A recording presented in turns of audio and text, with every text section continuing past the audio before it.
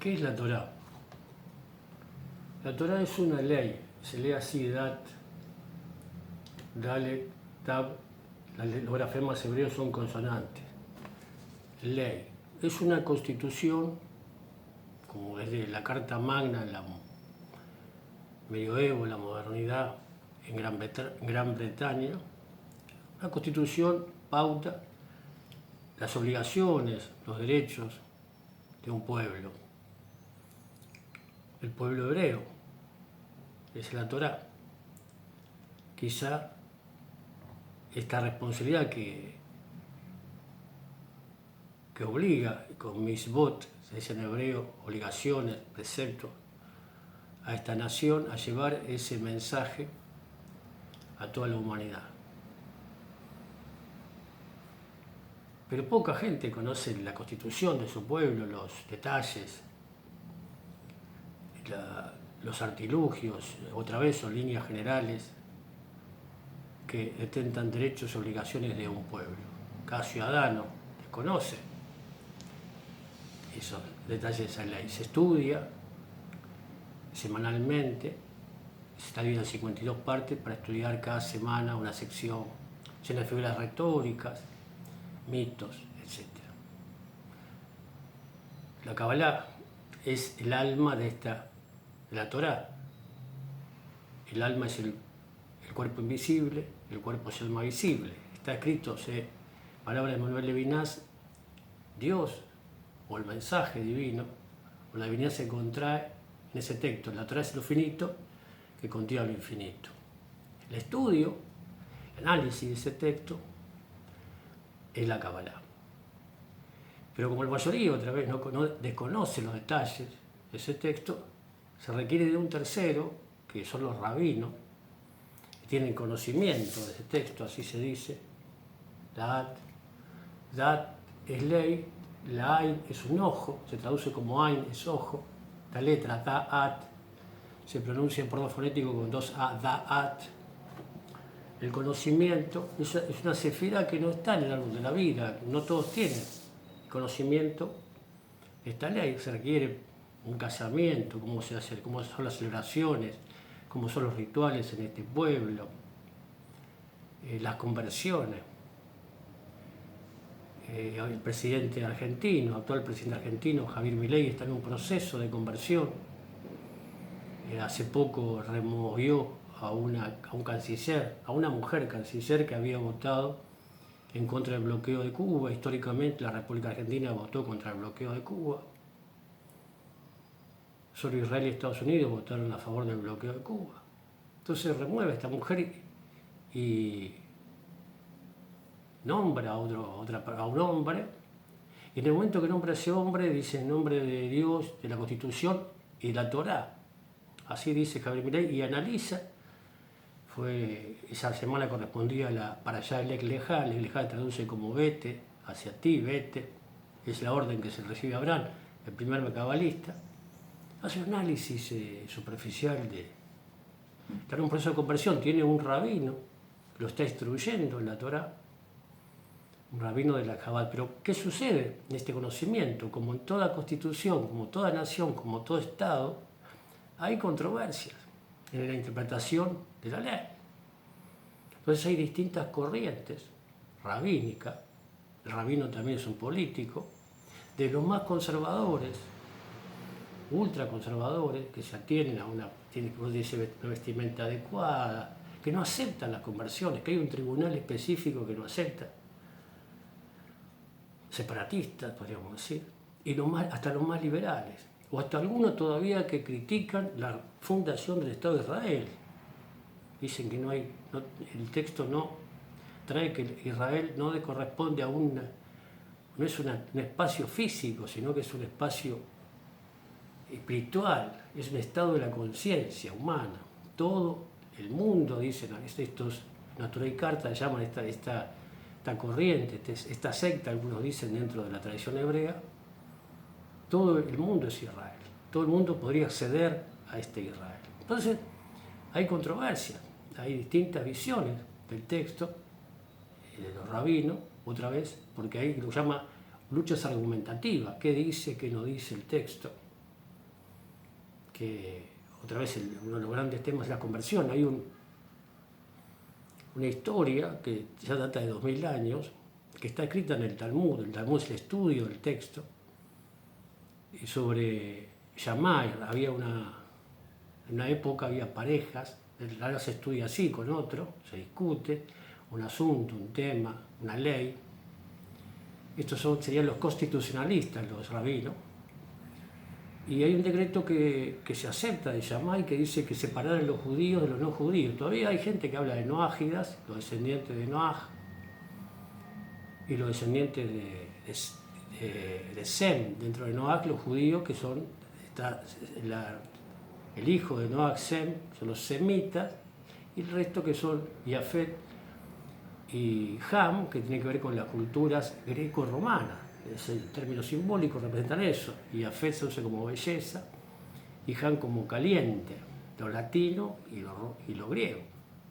Entonces el decreto dice que separar, otra vez, y dice en el Shabbat 17 A o B, no recuerdo la letra, está ahí en Sefaria, si quieren buscarla realmente, está en inglés, en la última parte de esa página. Dice que fue peor esa aceptación de ese decreto, separatista, esa que son segregación, separación, apartheid, diría yo, entre judíos y no judíos, porque se trata de este mensaje llevarlo al mundo, es la responsabilidad del pueblo hebreo, peor que la creación del becerro de oro, de idolatría. Si tengo la idolatría, el becerro de oro, volver para atrás sería, salida. Ahora se graba en Egipto el becerro, después de la salida de Egipto y la liberación del pueblo, el pueblo retrocede, unos casilleros se les diría. Hay un compañero de estudios argentino que siempre solía decir, dice, le costó muy poco a él, al creador, a Shem, sacar a Israel de Egipto, pero más de 40 años, digo que todavía, sacar Egipto de Israel, o del pueblo hebreo, o de los judíos. Pero hay una tercera parte, dice, la Kabbalah es el alma de la Torah, que es el Hasidut. El Hasidut es el alma del alma de la Torah. ¿Por qué? Porque el alma es la voluntad, es la nefesh, todo entidad cósmica, o toda entidad cósmica, perdón, tiene una nefesh, una voluntad. Por eso hay luchas argumentativas. Cada corriente dentro que tiene conocimiento del texto de la ley quiere imponer su voluntad. Pero ¿qué es lo que está detrás de la voluntad que tiene que ver, interesarse con cumplir esta ley? El Hasidut, la palabra viene de piedad, son los piadosos, Hasidim, que en la aplicación de esta ley. ¿Por qué? Decía Nachman de Brel, el bisnieto del Rabbi Israel Ben Eliezer, un Hasid. El Rabbi Eliezer es el fundador, el iniciador del movimiento hasídico, su bisnieto Nachman de Brel. Hay una corriente que se llama la corriente de Brel. Decía, todos nos hacemos preguntas, todos y cada uno nos hacemos preguntas, pero se nos responde, decía Nachman, de acuerdo a nuestro entendimiento. ¿Qué es esto? Jean Piaget, el epistemólogo contemporáneo, podría decirse, creador de la psicología evolutiva o psicología del desarrollo, que divide este desarrollo cognitivo en 4 estadios: el desarrollo motor, preoperacional, las operaciones concretas y las operaciones formales. Explica que uno entendió algo hasta que no lo puede explicar. Y para explicar algo, en palabras de Ludwig Wittgenstein, este filósofo, pensador también contemporáneo, autor del Tractatus Lógico-Filosófico, 1913, principio del siglo XX, dice que el límite del mundo, el límite de mi mundo, en realidad, es el lenguaje. Quiere decir que si uno tiene las palabras para explicar esto, no puede explicar. Hace poco el director de un diario, Uruguay, decía que hablaba de las infancias, ¿no? La infancia, porque para el desarrollo no solamente es una cosa lineal, ¿no? Cumpleaños y se desarrolla activamente. Primero se necesita una nutrición adecuada para un niño, porque si no su cerebro y todo su organismo se desarrolla de forma adecuada. Y requiere de estímulo. Entonces decía, de primera infancia, si yo le hubiera dicho, pensaría que el término infante viene de aquel que no puede hablar, que no tiene palabras. ¿Quién tiene todas las palabras para poder explicar Uno puede tener muchas palabras, pero no todas las palabras. Pero si no tiene las palabras para explicar, no puede, no entiende, porque hace preguntas que están por encima de su conocimiento. Por eso necesita estudio, conocimiento, para ver cómo funciona la ley, más allá de la ley convencional, que nos dice todos somos iguales ante la ley, pero es una falacia porque no somos iguales. Si uno es hijo o sobrino, primo de fulano o fulana, o tiene dinero, no es tratado igual que como se me trataría a mí. No hay igualdad ante la ley. Pero ante el Creador, ante Él, todos somos iguales. Y si no, medida por medida se dice en hebreo. Pero el que no conoce la ley tiene que ser cuidado. Por eso se dice que el Hasidut son los abogados de Israel. ¿Y por qué la gente no tiene las palabras, no se dedica al estudio, o no busca? Cuando yo era niño me desvivía por entender lo que decían mis mayores, me decían hay que ir al mataburro, al diccionario, porque estamos corriendo en nuestra época consumista, ya del siglo XVIII, cuando aparece el movimiento hasídico. Hay un cuento muy famoso de Levi Gardici, que un hombre en la feria corriendo, desesperado, le dice, ¿qué haces, buen hombre? Dice, estoy corriendo detrás de mi sustento, y sustento estuviera detrás del tuyo. Uno escapa va huyendo porque va detrás de una sociedad, cultura de consumo inocuo. La vida es otra cosa, la convivencia es por otra cosa. Entonces esta gente, los hasidim, desde Rabbi Eliezer hasta aquellos que algunos dicen que los últimos hasidim fueron muertos en el Holocausto. Hace poco se recordaba la noche de los cristales rotos, el 9 de noviembre, hace 86 años, la primera matanza de los judíos. Institución aquí en Montevideo, quizá en el mundo. Dice que a partir de esa guerra desaparecen los hasidim. Triunfa otra cosa. Hay aprecio otra cosa dentro de la tradición hebrea. Entonces, estos hasidim todavía hablaban de la piedad, porque la mayoría de la gente no conocía la ley. Entonces, ¿cómo uno defiende al que no sabe la ley? Porque en esa época había gente analfabeta. Hoy hay gente analfabeta, como se dice en alfabeto digital. También alfabeto el conocimiento de cómo funciona la espiritualidad, cómo funciona el mundo en forma real. Entonces, hay un cuento, voy a dar dos cuentos que habla de cómo, por ejemplo, cómo sucede estas cosas. Dice, cierta mañana, la criada que trabajaba en la casa del Rabbi Wolf rompió sin quererlo la vajilla. Y la mujer del rabí se enojó. Se enojó con ella y le exigió el reemplazo de lo roto. La mujer, la esposa del rabí. La criada no aceptaba eso y la mujer del rabí decidió apelar al tribunal rabínico para que resolviera el disenso.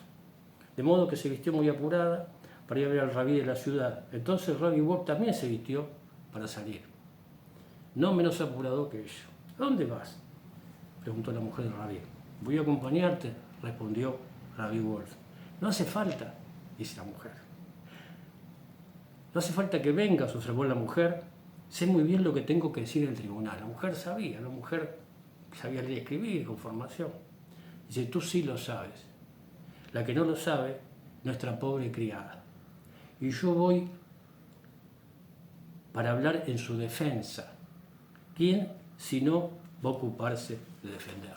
Esto es el castigo que defiende a aquellos que son invisibles, que no tienen la posibilidad de acceder a todo. Tengo compañeros de estudio que a veces comparto un video divino, y gente que tiene un buen pasar, para decirse un presupuesto adecuado, pero la realidad, el consumo, la cultura de masas, hace que empiezan a ver el video y serían, las 10 primeras palabras lo dejo de escuchar porque no entiendo nada. Digo, está el diccionario, pero estamos enredados en general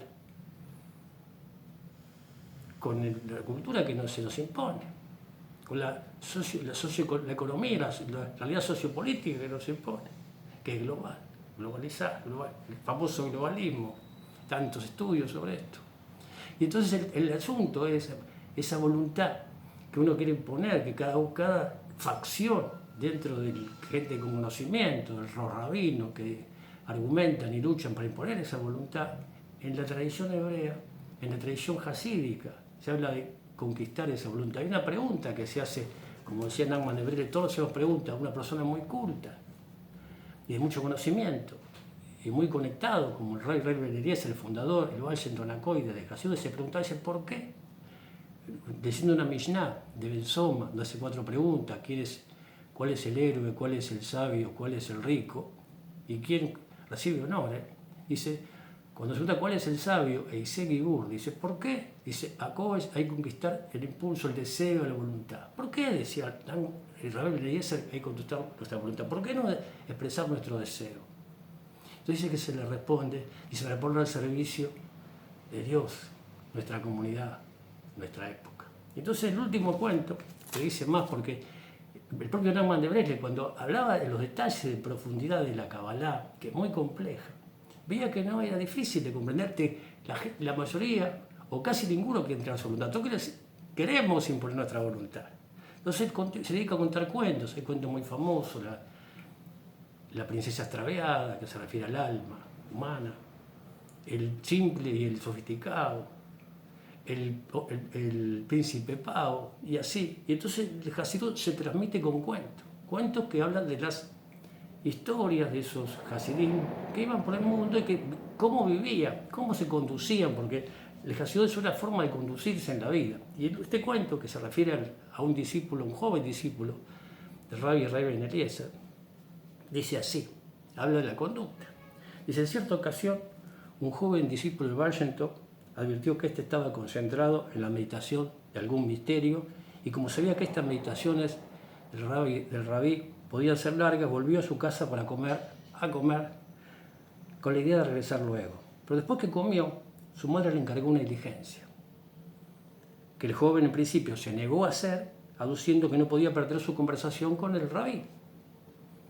Y ya se iba a casa del Baal Shem Tov, cuando en su mente surgió este pensamiento. En su mente surgió este pensamiento, abre comillas. ¿No me diría el rabí, el Baal Shem Tov Nakoides, que el único fin de mi aprendizaje es el de servir al Señor actuando como corresponde? Haré lo que me pidió mi madre y tomaré mi lección después. Cumplió la diligencia y fue a casa del rabí, y al verlo, éste le dijo, has de haber andado en algo bueno, porque fue verte para que se aclare en mi espíritu una cuestión que me había hecho pensar mucho tiempo. Has de haber andado en algo bueno. Amén.